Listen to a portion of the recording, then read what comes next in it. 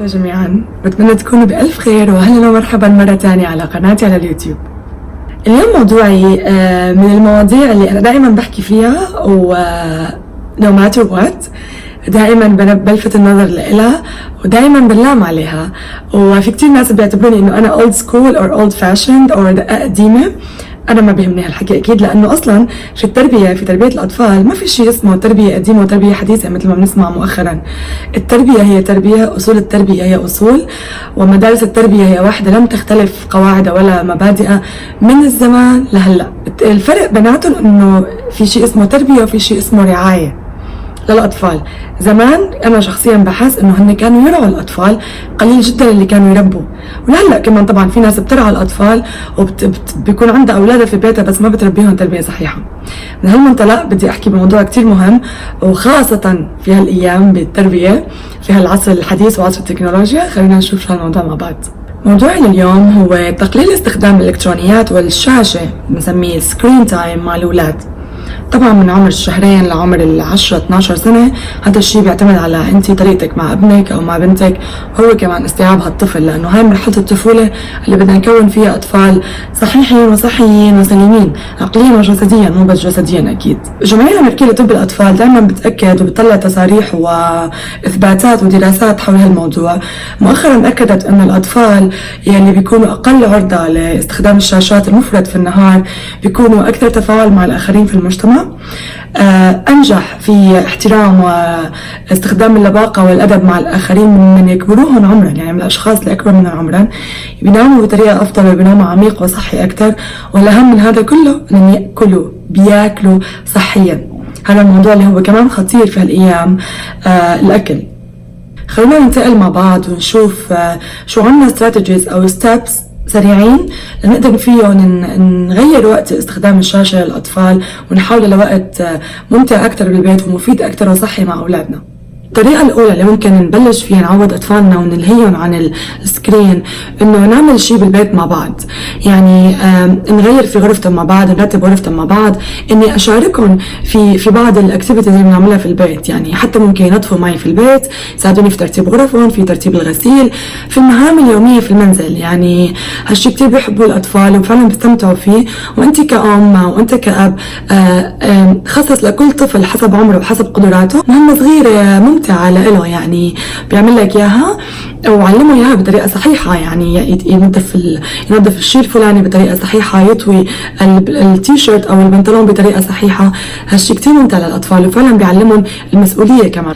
الشيء الثاني اللي بحب أقوله إني بتساعد على إنه يبلش نهارنا بالتي في. فعلا انه الطفل ما يشاهد تي في، ما يشاهد او ما يشوف تي في او ما يلعب بالايباد الصبح كثير بغير من نفسيته ومن عصبيته. لان انا كثير بسمع من اصدقائي وصديقاتي جدا، يعني ابني كثير عصبي. لا، ما في شيء اسمه ابني عصبي، ما في شيء اسمه ابني عنيد، في شيء اسمه ابني متعود انه يفيق الصبح يلعب بالايباد او يتفرج على التي في، وهالشيء عم بزيد من عصبيته، من الاجريشن تبعه، من الغضب عنده بداخليته. لانه مشاهده التي في الصبح او اللعب على الالكترونيات الصبح او اللعب بأي جيم الصبح عم يزيد من الغضب عند الأطفال والتوتر، لأنه اللعب على هاللعبة أو أي شيء على هالسكرين الصغير عم يزيد من التوتر عنا والغضب، لأنه عم يخلينا نكون متوترين. وهذا شيء طبيعي. يعني أنا ما بلوم الأطفال، بس بلوم الأهل اللي ما بينبهوا أطفالنا على هالشيء، ما بينبهوهم من خطورته، لأنه هذا فعلا شيء كتير خطير. فنحن يفضل الصبح لما بنفيق مع أولادنا ما يكون التي في أو الإلكترونيات من أحد الروتين الصباحي. يفضل نفيق الصبح نعمل روتين الصباحي اللي هو الشورز الصباحية مع الأولاد. كل واحد مسؤول عن ترتيب أشيائه، كل واحد مسؤول عن ترتيب تخته وعن نظافته الشخصية، وبعدين بنحضر الفطور مع بعض. بعد هيك بنبلش نهارنا، سواء بدنا نروح المدرسة أو سواء كان يوم عطلة، بنشاطات مختلفة. وخلينا نخلي الإلكترونيات أو الآيباد أو الجيمز لوقت كتير في وسط النهار، اللي هو ممكن يكون فعلا عملنا لهم كتير أكتيفيتيز أو يعني نخليه يكون كمكافأة صغيرة لهم، مش ما يكون شيء مهم أو شيء أساسي في نهارنا. يعني ونوازن كمان في النهار. يعني مثلا إذا أخذ الآيباد أو الجيم نص ساعة، يكون في مقابل نص ساعة انتراكشن معي أو تفاعل معي أو لعب برا في الهواء الطلق. لأنه مشاهدة التلفزيون الصبح أو اللعب على جيم إلكترونية بكتير عم يسبب خلل في التركيز عند الأطفال في خلال النهار. فيفضل أن نبدأ نهارنا من غير الإلكترونيات. الستيب الثالث اللي انا دائما بشجع عليه طبعا اللي هو انه نتناول وجبة طعام عائلية من غير تلفزيون. او انت لما بدك طعمي ابنك او بنتك برجاء ما تحطي قدامه لا الايباد ولا اللعبه ولا الجيم ولا التي في ولا حتى اذا توي صغيره، يعني حتى من دون ما يكون لعبه الكترونيه.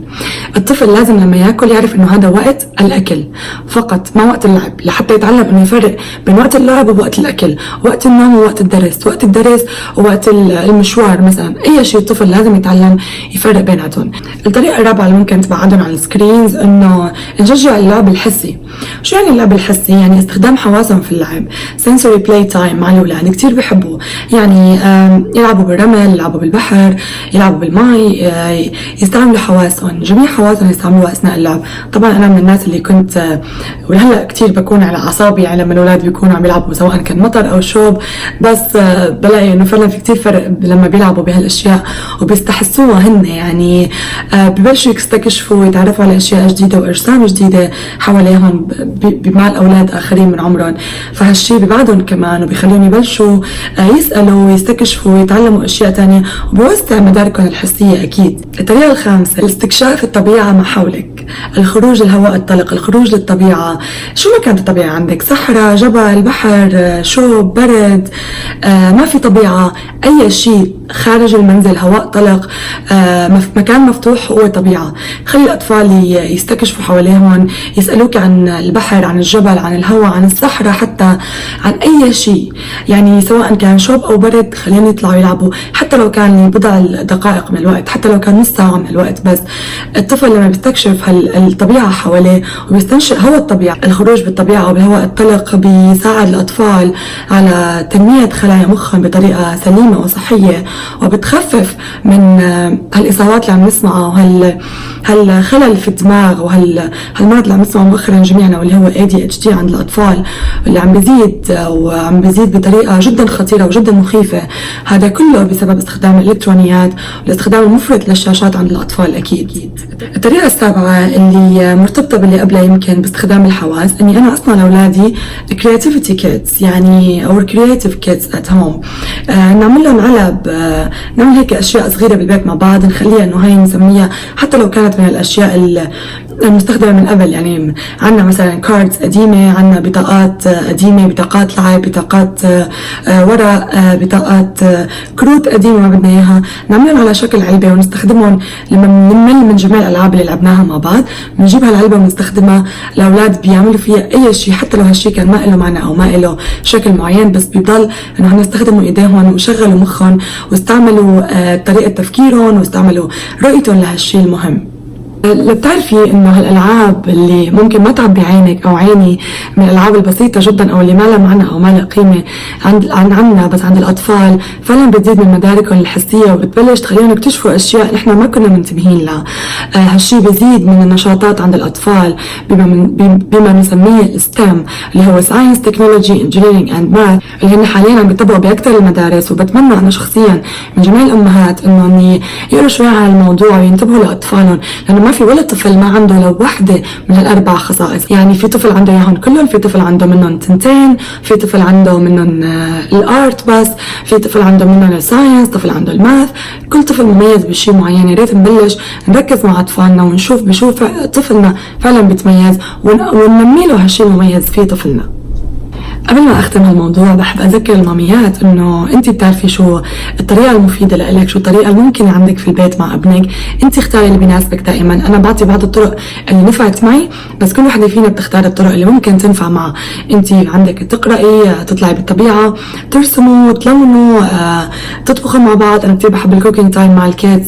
في كثير اشياء ممكن تطبقيها مع اطفالك في المنزل. انت اختاري ما يناسبك من الطرق اللي هي يمكن اكثر من 1000 طريقه مع الاولاد، بس رجاء نبني مع بعض أطفال صحيين وصحيحين وسليمين جسديا وعقليا. لكم مني كل المحبة والمودة الخالصة. دمتم بألف خير، وألقاكم الخميس القادم في موضوع شيق أكثر، وانتظروا.